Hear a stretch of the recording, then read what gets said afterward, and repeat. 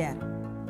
Tahun 2023 merupakan tahun kelima Balai Diklat Hukum dan HAM Jawa Tengah berdiri sejak tanggal 30 Mei 2018.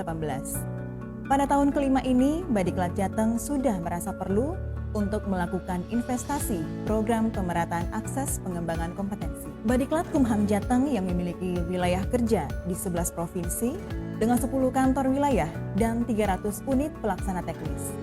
Seluruh provinsi di Pulau Kalimantan, Nusa Tenggara Barat, Nusa Tenggara Timur, Bali, Jawa Tengah, Jawa Timur, dan Daerah Istimewa Yogyakarta tentu memiliki ketidaksamaan dalam hal konektivitas, baik konektivitas jalur transportasi maupun konektivitas internet.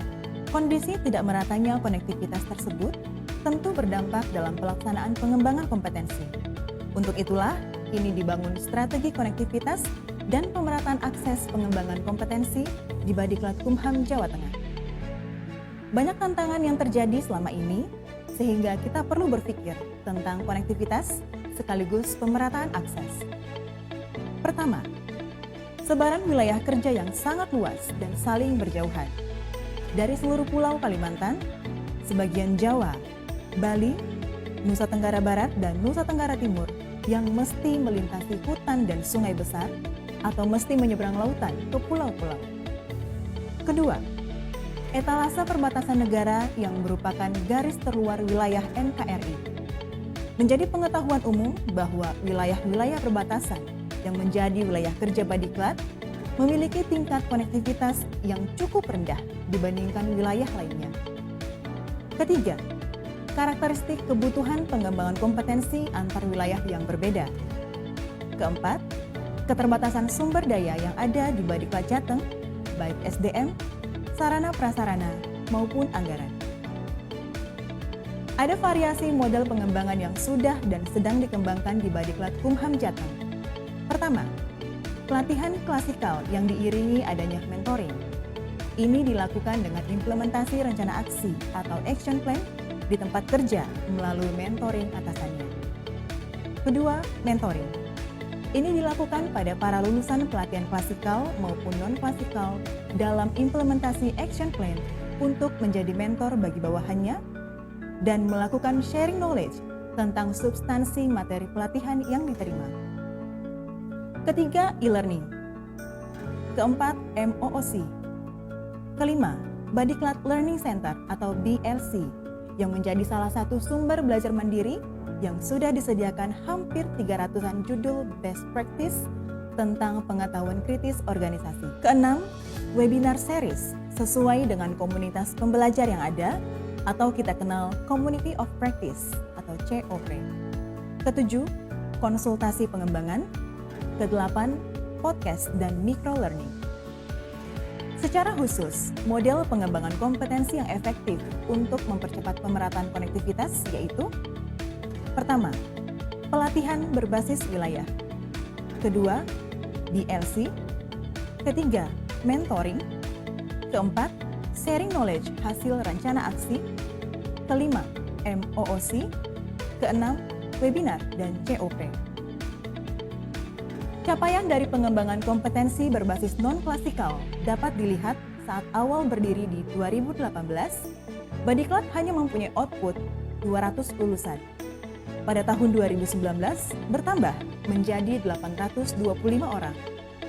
Pada tahun 2020 karena pandemi COVID, sebanyak 574 orang. Setelah berkembang model-model terobosan non-klasikal, pada 2021 Badiklat punya output 3.839 orang. Pada 2022, Badiklat sudah memiliki output 5.963 orang.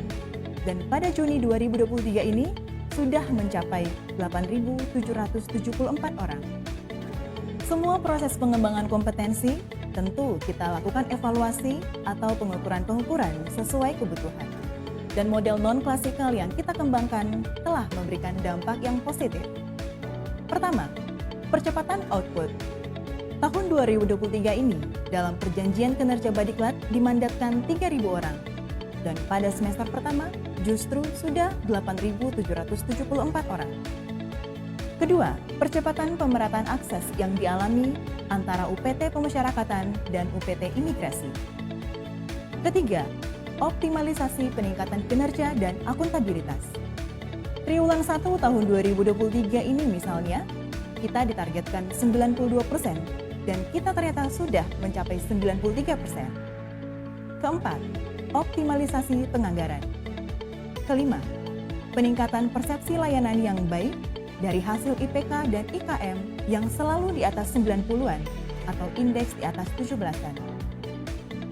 Ada sejumlah skenario yang akan dilakukan sebagai tindak lanjut di masa mendatang. Pertama, sosialisasi secara masif lagi tentang konsep dan model work-based learning. Yang kedua, pengembangan pedoman dan fitur layanan di MOOC. Yang ketiga, pengembangan microlearning dan podcast studio untuk sumber pembelajaran terus-menerus. Keempat, pengembangan webinar dan penguatan Community of Practice atau COP. Kelima, optimalisasi aplikasi Silaba untuk pemetaan kebutuhan pengembangan kompetensi. Keenam, penyusunan standarisasi pelatihan berbasis wilayah. Sahabat pembelajar, pengembangan kompetensi adalah hak setiap ASN dalam memenuhi kebutuhannya, baik untuk peningkatan kinerja maupun peningkatan karir. Dan kini, pengembangan kompetensi tidak hanya terfokus pada pelatihan, apalagi pelatihan klasikal. Namun yang terpenting adalah pengembangan melalui model-model pembelajaran langsung dari tempat kerja. Untuk itu, marilah kita bangun semangat pembelajar agar tetap belajar tanpa batas. Salam pembelajar!